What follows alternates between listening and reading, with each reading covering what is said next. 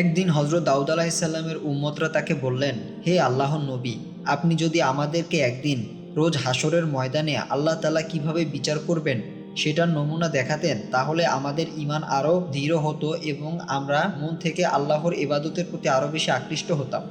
হজরত দাউদ আলাহিসাল্লাম উম্মতদের কথা শুনে বললেন, আচ্ছা, আমি তোমাদের অতি শীঘ্রই সেটা দেখাবো, আল্লাহ তাআলা কিভাবে হাসরের ময়দানে বিচার করবেন। সেই সময় বনী ইসরায়েলদের একজন ব্যক্তি অতি সম্পদশালী এবং খুবই প্রভাবশালী ছিল। তার প্রচুর ধন সম্পদ এবং বিভিন্ন শ্রেণীর পশুপাল ছিল। এসব সম্পদের মধ্যে তার একটি গাভী ছিল যা ছিল খুবই আকর্ষণীয়। তা যেমনই সুন্দর তেমনই হৃষ্টপুষ্ট। গাভীটির মালিক তাকে মূল্যবান কাপড় পরিয়ে গলায় মুক্তোর মালা দিয়ে মাঠে ছেড়ে দিত। গাভীটি সারাদিন মাঠে চড়ে সূর্যাস্তের সময় আপন গোয়ালে ফিরে আসতো। প্রভাবশালী লোকের গাভী ছিল বলে কোনো ব্যক্তি ওই গাভীটির ক্ষতি করার সাহস পেত না। সেই সময় বনী ইসরায়েল বংশের এক বিধবা তার ছেলেকে নিয়ে নদীর তীরের একটি ঘরে 50 বছর যাবৎ বসবাস করছেন। সেই বৃদ্ধা আর তার পুত্র দুজনই ছিলেন পরম ধার্মিক এবং আল্লাহ রব্বুল আলামিনের অতি প্রিয় বান্দা। আল্লাহ তাদের প্রতি এত বেশি খুশি ছিলেন যে তাদের কোনো কাজকর্ম করা ছাড়াই অলৌকিকভাবে তিনি তাদেরকে রিজিক দিতেন। তাদের ঘরের আঙিনায় একটি আনারের গাছ ছিল। ওই আনারের গাছে প্রতিদিন 2টি করে ফল হতো এবং ফল দুটি সঙ্গে সঙ্গেই পেকে যেত। সেই বৃদ্ধা আর তার পুত্র ওই 2টি আনার খেয়েই তাদের ক্ষুধা নিবারণ করত এবং এইভাবে তারা জীবিকা নির্বাহ করছিল। তারা শুধু ঘরে বসে আল্লাহ রব্বুল আলামিনের ইবাদত করেই কাটাতো। দুনিয়ার দিকে তাদের কোনো প্রকার খেয়াল ছিল না। এইভাবে হঠাৎ করে একদিন ওই বৃদ্ধার পুত্র তাকে বললেন, আম্মা, আমরা সারা জীবন শুধু আনার খেয়েই কাটিয়েছি। মানুষ তো কত রকমের খাদ্য খায়, কিন্তু আমরা অন্য অন্য খাদ্যের দ্রব্যের স্বাদ কীরূপ এ তো আমরা বুঝতে পারলাম না। আপনি যদি আমাকে অনুমতি দিতেন তাহলে আমি কোথাও গিয়ে কাজকর্ম করে কিছু পয়সা জোগাড় করে নতুন কোনো খাদ্যদ্রব্য কিনে আনতাম এবং তার স্বাদ কীরকম তা উপভোগ করতাম। ছেলের কথায় তার মা তাকে বললেন, বাবা, আল্লাহর দয়া এবং নিয়ামতের শুকরিয়া আদায় করো। আমাদের মতো বিনা পরিশ্রমে দুনিয়ার অন্য কেউ এমনভাবে নিয়ামত পাচ্ছে না। তা সত্ত্বেও আমরা যদি খাবারের জন্য এরকম চেষ্টা করি তাহলে আল্লাহর নিয়ামতের প্রতি আমাদের অকৃতজ্ঞ হতে হবে। তুমি এমন মনোভাব ত্যাগ করো। মায়ের কথায় পুত্র আর কোনো প্রতিবাদ না করে মনের ইচ্ছা ত্যাগ করল। কিন্তু আল্লাহ তাআলার ইচ্ছায় পরের দিন সেই গাছটিতে আর আনার হলো না। সেই বৃদ্ধা এবং তার পুত্র অত্যন্ত চিন্তিত হয়ে পড়ল। নিশ্চয়ই কোনো কারণবশত আল্লাহ তাদের প্রতি অসন্তুষ্ট হয়েছেন। সেদিন তারা শুধু পানি খেয়ে দিন কাটালো। পরের দিনও তাদের গাছটিতে ফল ধরল না। বাধ্য হয়ে আজও তাদের পানির ওপর নির্ভর করে কাটাতে লাগলো। কিন্তু সেই দিন একটি আশ্চর্যজনক ব্যাপার ঘটে গেল। হঠাৎ তাদের আঙিনায় একটি গাভী এসে মানুষের মতো করে তাদেরকে বলল, তোমরা ক্ষুধার কষ্ট ভোগ না করে আমাকে জবেহ করে আমার মাংস খাও।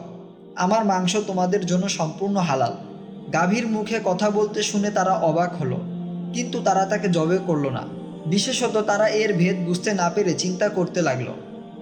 অপরদিকে গাছটিতেও ফল ধরা একেবারে বন্ধ হয়ে গিয়েছিল। তৃতীয় দিনও গাছটিতে ফল ধরল না। আর এই দিকে 3 দিন পর্যন্ত অনাহারে থাকায় তারা উভয়ই ক্ষুধায় দুর্বল হয়ে পড়ল। পরের দিনও গাভীটি এসে তাদের ঘরের আঙিনায় বসে তাদেরকে বলতে লাগলো, তোমরা ক্ষুধায় কষ্ট না করে আমাকে জবেহ করে আমার মাংস খাও। সেই বৃদ্ধা আর তার পুত্র তাদের বাড়িতে এমনভাবে গাভীর আগমন এবং তাদেরকে মাংস খেতে বলার কারণ তারা অনুধাবন করতে পারেনি। কিন্তু গাভীর এরকম আচরণে তারা ক্রমে ক্রমে চিন্তাশীল হয়ে উঠল। তাদের মনে প্রশ্ন দেখা দিল, গাভীটির মুখে আল্লাহ তাআলা এমনভাবে মানুষের ভাষা দিলেন কেন, আর সেই বা কেন তাদের বাড়িতে এসে তার মাংস খেতে বলছে। কিন্তু যাই হোক, সেই মাতা এবং পুত্রের চারিত্রিক বলিষ্ঠতা অত্যন্ত প্রবল ছিল। তারা ক্ষুধার যন্ত্রণা সত্ত্বেও গাভীটিকে জবেহ না করে তাকে বাড়ি থেকে তাড়িয়ে দিল। চতুর্থ দিন গাভীটি বাড়িতে এসে তাদের ঘরের আঙিনে দাঁড়িয়ে বলল, তোমরা আমার কথা কেন অবহেলা করছো? আমি যে প্রত্যেক দিন এসে তোমাদেরকে এমন করে বলছি আমাকে জবেহ করে আমার মাংস খাও। আমার মাংস তোমাদের জন্য হালাল এবং তোমাদের আল্লাহ তাআলার দরবারে কোনো রকমের জবাব দিতে হবে না। আর এই দিকে সেই বৃদ্ধা আর তার পুত্র 4 দিন ধরে পানি ছাড়া অন্য কিছু না খাওয়ার ফলে ক্ষুধার তাড়নায় তারা প্রায় মৃতপ্রায় হয়ে পড়েছিল। তাদের দেহ থরথর করে কাঁপছিল এবং বাকশক্তি বন্ধ হয়ে গিয়েছিল।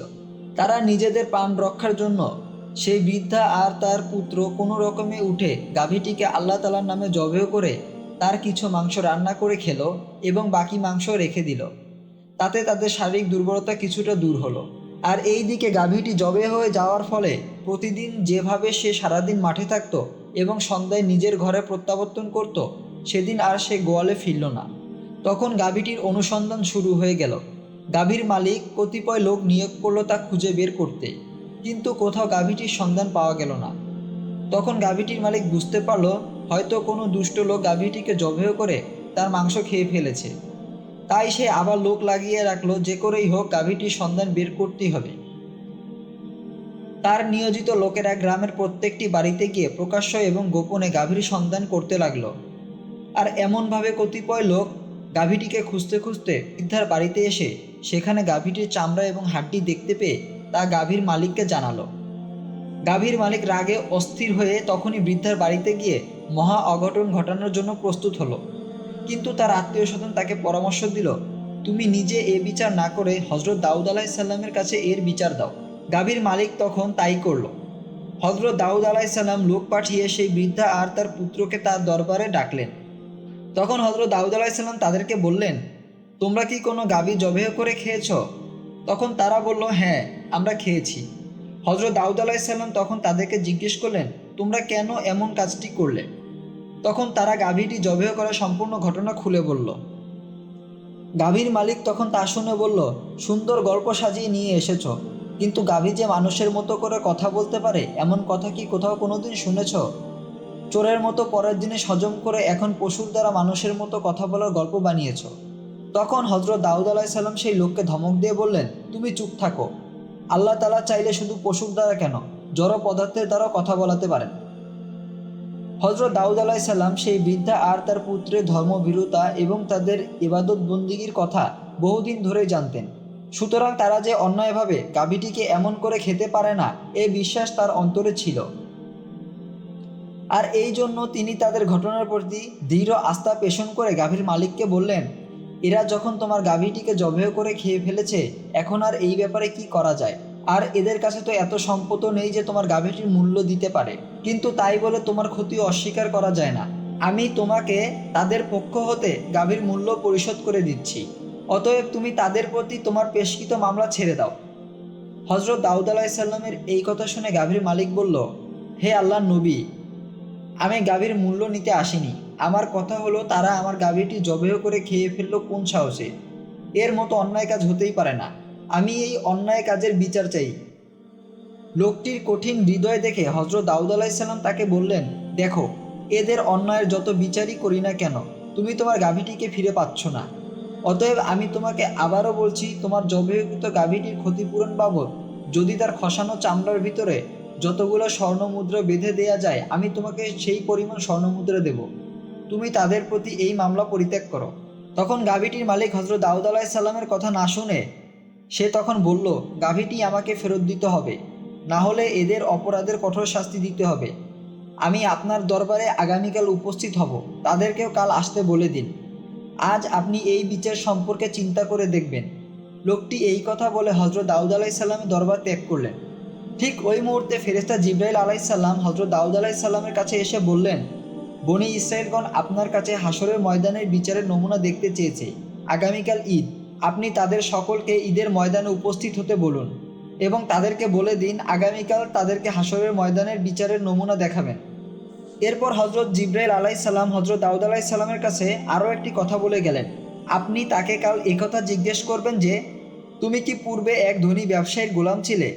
তার সাথে সিরিয়া যাওয়ার পথে যে ঘটনা ঘটিয়েছিলে তা কি তোমার স্মরণে আছে? ফেরেশতা জিবরাইল আলাইসাল্লাম এরপর হজরত দাউদ আলাইসাল্লামের কাছে ওই ঘটনাটি বর্ণনা করলেন। তিনি তখন বললেন, দীর্ঘ 50 বছর পূর্বের কথা। এই গাভীর মালিক তখন বনি ইসরায়েলদের এক বিরাট সওদাগরের গোলাম ছিল। ওই সওদাগর একবার 500 উট বোঝাই পণ্য নিয়ে তার এই গোলামকে সহ সিরিয়ার উদ্দেশ্যে রওনা হয়েছিলেন। পথে এই গোলাম অতর্কিতভাবে তার সওদাগরকে হত্যা করে তার সকল পণ্য এবং সম্পদ নিজে হস্তগত করল। তারপর সে সিরিয়ায় না গিয়ে মিশরের দিক গমন করে সেখানে সমস্ত মালামাল বিক্রি করে এই এলাকায় এসে বসতি স্থাপন করেছে এবং তার এই গোপন ঘটনার কথা কেউই জানে না। আর লোকটি ধন সম্পদ, জায়গা জমি যা কিছু রয়েছে সকল কিছুই ওই নিহত ব্যক্তির সম্পদ। আর ওই যে বিধবা আর তার পুত্র যে ওই লোকটির গাভীর গোশত খেয়েছে, সেই বিধবা হলো উক্ত নিহত ব্যবসায়ীর স্ত্রী এবং সেই বৃদ্ধার পুত্রটি হলো সেই ব্যবসায়ীরই সন্তান। আর এরা যে গাভীটি খেয়েছে তা ওই লোকটির নয়, বরং তার মালিকের। শুধু গাভী নয়, লোকটির যাবতীয় ধন সম্পদ, বাড়িঘর সবকিছুরই মালিক ওই বৃদ্ধা আর তার পুত্র। এরপর ফেরেশতা জিবরাইল আলাইসাল্লাম হযরত দাউদ আলাইসাল্লামকে সমস্ত ঘটনা বর্ণনা করে বিদায় হলেন। এর পরের দিন ঈদ, এবং ওই দিন হযরত দাউদ আলাইসাল্লাম বনী ইসরাইলদেরকে বলেই দিয়েছিলেন, তোমরা হাসরের দিনের বিচারের নমুনা দেখতে চাইলে আগামীকাল ঈদের ময়দানে উপস্থিত থেকো। কাজেই সেই দিন বিচারের দৃশ্য দেখার জন্য ময়দানে লোকে লোকারণ্য হলো, এবং গাভীর মালিকও সেদিন হাজির হলো। হযরত দাউদ আলাইসাল্লাম সেই গাভীর মালিকটিকে জিজ্ঞেস করলেন, তুমি কি পূর্বে কখনো কোনো ব্যবসায়ীর গোলাম ছিলে ও তার 500 উট বোঝাই করা পণ্য নিয়ে তার সাথে সিরিয়া যাওয়ার পথে তাকে অতর্কিতভাবে হত্যা করে তার ধনসম্পদ আত্মসাৎ করেছিলে? লোকটি হযরত দাউদ আলাইসাল্লামের এরূপ প্রশ্নে অবাক হয়ে গেল এবং সে ভীত হয়ে পড়ল। আর সে এমন ভাব প্রদর্শন করতে লাগলো যে সে কিছুই জানে না। এরপর সে এমন ভাব প্রদর্শন করে বলল, হে আল্লাহর নবী, আপনি এসব কি বলছেন? আমি তো কিছুই বুঝতে পারলাম না। আর কে আপনাকে এসব কথা বলে গেছে আমাকে আগে বলুন দেখি। আমি তো কোনোদিন কারো গোলামি ছিলাম না, জীবনে কোনোদিন কাউকে হত্যাও করিনি, আর অন্যায়ভাবে কারো ধন সম্পদও আমি কোনোদিন আত্মসাৎ করিনি। আমার পূর্বপুরুষরা প্রচুর ধন সম্পদের মালিক ছিলেন, আর আমি উত্তরাধিকার সূত্রে তাদের এই ধন সম্পদের মালিক হয়েছি। লোকটি যখন এরূপ মিথ্যা কথা নির্দ্বিধায় বলতে লাগলো, তখন হযরত দাউদ আলাইসাল্লাম তাকে বললেন, তুমি চুপ করো আর মিথ্যা বলো না। তোমার সমস্ত গোপন কাজ আজ এখানেই প্রকাশ পাবে। এরপরে সঙ্গে সঙ্গে লোকটির মুখ বন্ধ হয়ে গেল। সে মুখ দিয়ে একটি কথা উচ্চারণ করতে পারল না। কিন্তু আল্লাহ তাআলার কুদরতে তার শরীরের অন্যান্য সব অঙ্গের জবান খুলে গেল এবং তাদের প্রত্যেকেরই ভাষা ফুটে উঠল, এবং এরা একে একে প্রত্যেকেই তার বিরুদ্ধে সাক্ষ্য দিল। তখন তার হাত তাকে বলল, এই লোক আমার দ্বারাই অস্ত্র দ্বারা তার মনিবকে হত্যা করেছিল। এরপরে চোখ বলল, হাত যা বলছে তা সম্পূর্ণ সত্য, আমার দৃষ্টির সামনেই উক্ত ঘটনা সংঘটিত হয়েছিল। আর এইভাবে সেই লোকের প্রত্যেকটি অঙ্গ লোকটির বিরুদ্ধে সাক্ষ্য দিল। শুধু অঙ্গ প্রত্যঙ্গই নয়, মানুষের দৃষ্টির অন্তরালে অবস্থানকারী যে সকল ফেরেশতা উক্ত ঘটনা দেখেছিল তারা প্রত্যেকেই তার বিরুদ্ধে সাক্ষ্য দিল। এই সময় হযরত দাউদ আলাইসাল্লাম উপস্থিত বনী ইসরাইলদেরকে লক্ষ্য করে বললেন, তোমরা রোজ হাসরের বিচারের নমুনা দেখতে চেয়েছিলে, আজ যে ঘটনাটি দেখলে এই সেই রোজ হাসরের ময়দানে বিচারের নমুনা। পৃথিবীতে যারা আল্লাহর আদেশের অবাধ্যতা প্রদর্শন করে নানা প্রকার অপকর্মে লিপ্ত থেকে হাসরের বিচারকালে আল্লাহ তাআলার দরবারে তা অস্বীকার করবেন, তখন আল্লাহ তাআলা পাপীদের মুখ বন্ধ করে দিয়ে তার অন্যান্য অঙ্গ প্রত্যঙ্গের জবান খুলে দিবেন। তখন তারা তাদের অস্বীকৃতির বিরুদ্ধে প্রকাশ্য সত্য সাক্ষ্যদান করবেন, এবং সঙ্গে সঙ্গে যে সকল ফেরেশতার সামনে এ ঘটনা ঘটেছিল তারাও এর বিরুদ্ধেই সাক্ষ্য দিবেন। এরপর হযরত দাউদ আলাইসাল্লাম উক্ত বৃদ্ধা আর তার পুত্রকে লক্ষ্য করে বললেন, এ লোকটি নিজেকে যে বলছে সে পিতৃধনে ধনবান, সে আসলে মিথ্যা বলছে। তারপর তিনি বিধবাকে বললেন, এই লোকটি তোমার স্বামীকে হত্যা করে তার সমস্ত ধন সম্পদ নিজের নামে আত্মসাৎ করেছে, আর তার সকল ধন সম্পদের মালিক তোমরা, এবং তার সকল ধন সম্পদ তোমাদেরকে দেওয়া হলো।